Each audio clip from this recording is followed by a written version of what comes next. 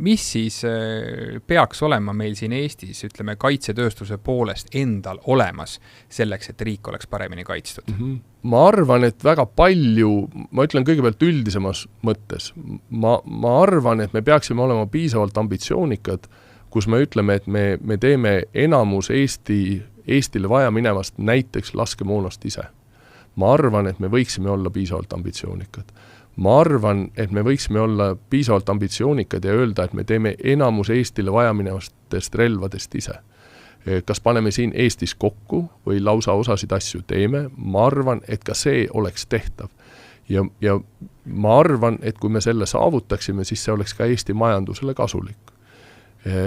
Lisaks Eesti majandusele ta tekitaks riigikaitsele sellise jätkusuutlikkuse ja iseseisvuse.